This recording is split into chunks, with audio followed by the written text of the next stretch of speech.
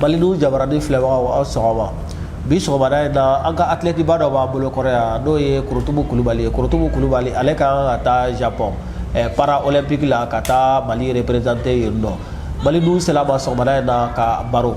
yani a minnu b'a bolo kuma minnu b'a bolo a ka se ka dɔ fɔ an ɲɛna o la ani a bɛna taa sport min kɛ a b'a da don o la k'o walawala an ɲɛ yani a ka taa Tokyo ka taa Mali représenter Bakuru i ni sɔgɔma. Nse an sɔgɔma.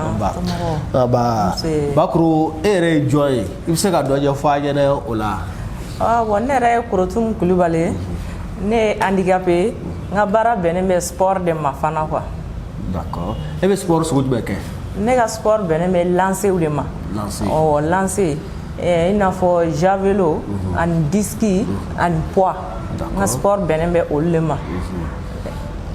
I n'a fɔ a y'a fɔ n bɛ ka taa jeu min na mais jeu in na n bɛ ka taa min yɛrɛ kɛli la sport min kɛli la o de ye javelot ni disque de ye quoi n bɛ ka taa ale de kɛli la jeux paralympique la. D'accord disque n'i y'a faamu a bɛ ta de ka fili.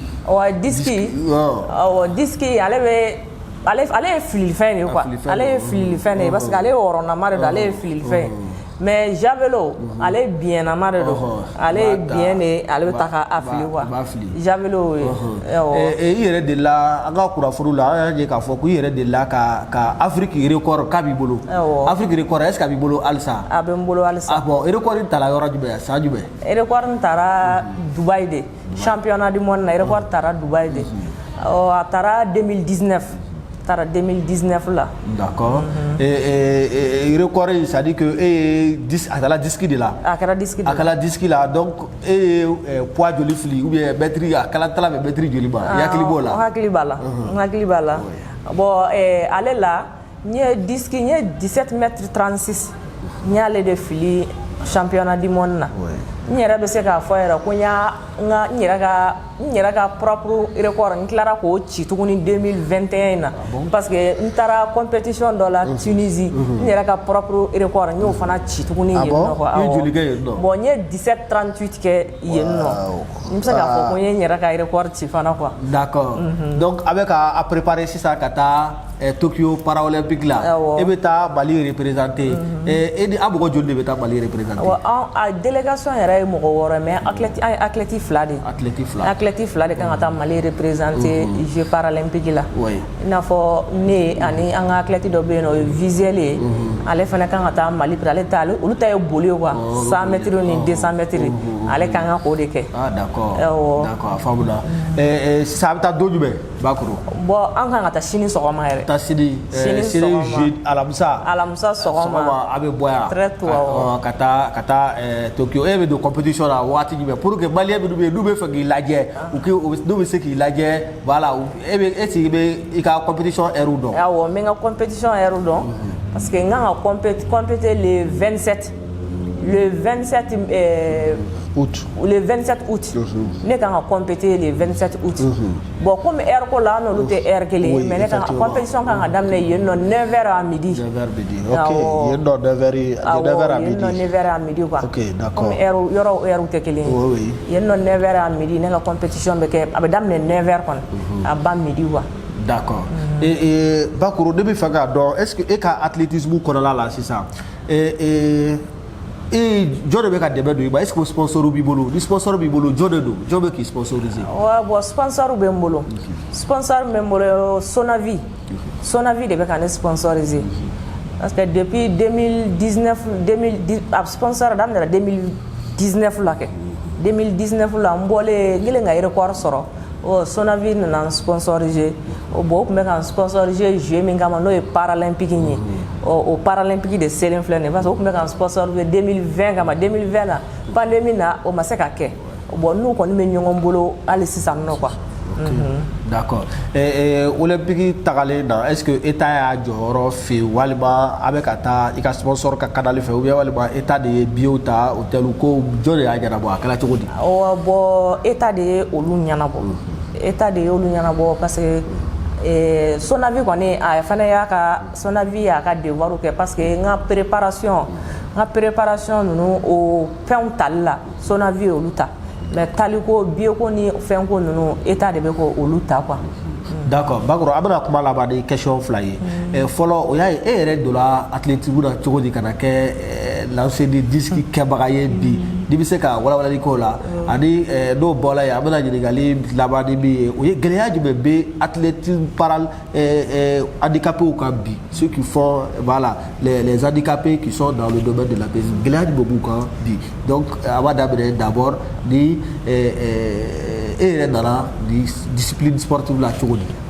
bon ne yɛrɛ ka na ni discipline yɛrɛ la i n'a fɔ n ka na disque la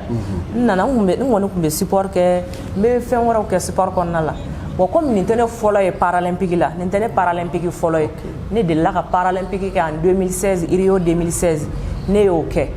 bon o paralympique na ne tun bɛ disque fɛn de kɛ javelot ni poids bon comme an ka handicapé ka fɛn na catégorie de bɛ yen nɔ min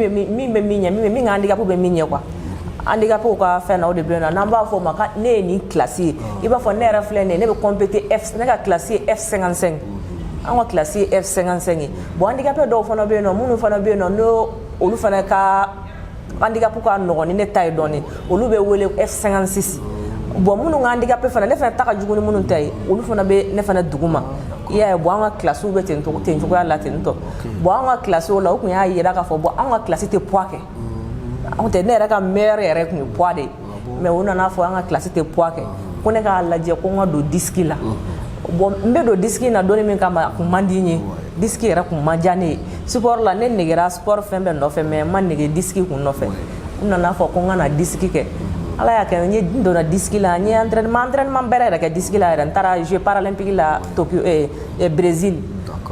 bon n ma se ka fɛn kɛ yen nɔ quoi n nalen de la sisan n ye n cɛsiri a la sisan ko championnat du monde na n taara record yɛrɛ kɛ yen nɔ sisan donc ɲininkali laban kun ye min ye o kun ye gɛlɛya jumɛn bɛ handicapé athlètes kan n'a bɛ fɛ ka taa généralement même sportifs kan i y'a sɔrɔ a bɛ dɔ dɔw la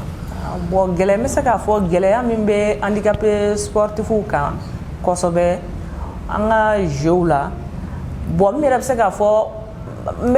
mɔgɔ i bɛ yɔrɔ min na i bɛ se ka kuma i ka yen de kan i bɛ yɔrɔ min na fɛn min kɛlen bɛ ka ne kɔrɔ yɛrɛ tɔɔrɔ a la n bɛ se k'a fɔ an ka fɛn kɔnɔna la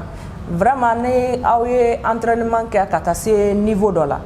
athlète a b'i kun na ne ye entraînement kɛ bon ne kan ka taa compétition de la bon à la dernière minute ni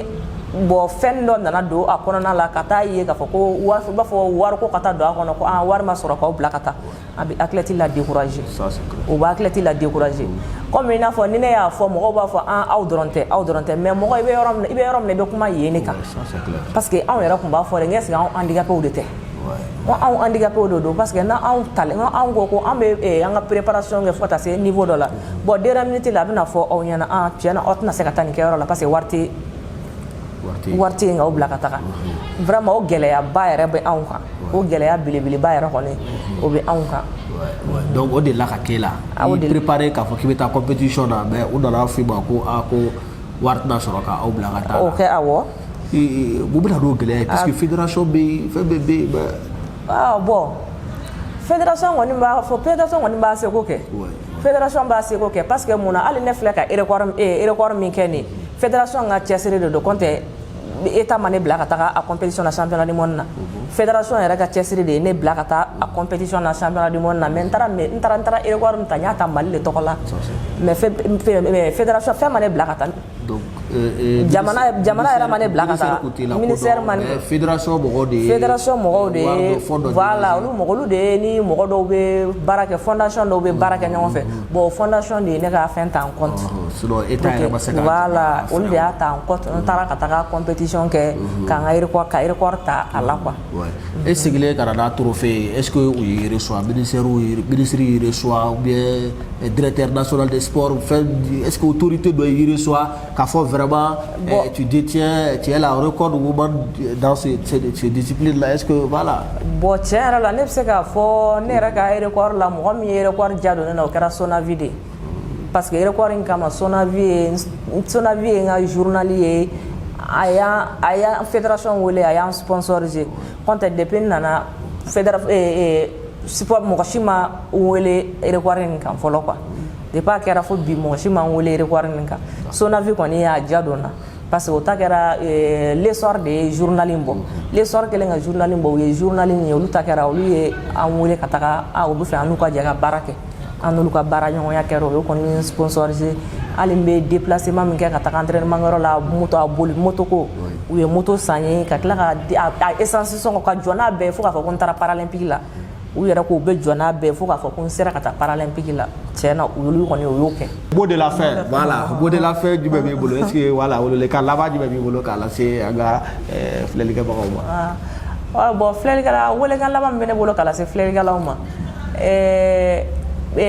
k'a kɛ i n'a fɔ gouvernement ta dɔrɔn pe ba ɲumankɛw fana bɛ yen anw mago b'olu bɛɛ lajɛlen fana na n'u sera ka na barika da ka n'u fanga de fara an ka fédération kɔni kan. tiɲɛ yɛrɛ la n'a fɔra anw mana bɔ kuma o kuma an ka mɔgɔw mana bɔ kuma o kuma min mana taa yɔrɔ min na o ni kunnawolo bɛ na min mana taa yɔrɔ min na o ni kunnawolo bɛ na ne kɔni anw mago bɛ min na sisan nɔ ba ɲumankɛw kana fara anw kan ka anw dɛmɛ k'anw jukɔrɔma tintin kosɛbɛ o de kɔni tiɲɛ na ne ka welewelemakan ye o de ye ka se an lamɛnnikɛ jamaw ma quoi min se ye min ye ka kɛ anw ye anw mago bɛ fɛn caman na min se mana kɛ min ye ka kɛ anw ye vraiment anw mago b'o de la. d'accord ni fana ye an yɛrɛ se ka na a kumakan ta ka taa lase baliyaw ma o fana ye aw se ye bɛɛ k'i se kɛ aw minnu bɛ k'an filɛ nin wagati na a y'a jija a ka se kɛ Kurutubu Kulubali n'a jɛɲɔgɔnw ye u mako bɛ aw ka dɛmɛ la a ni ce Mali News filɛ la a ka bɛn siɲɛ wɛrɛ.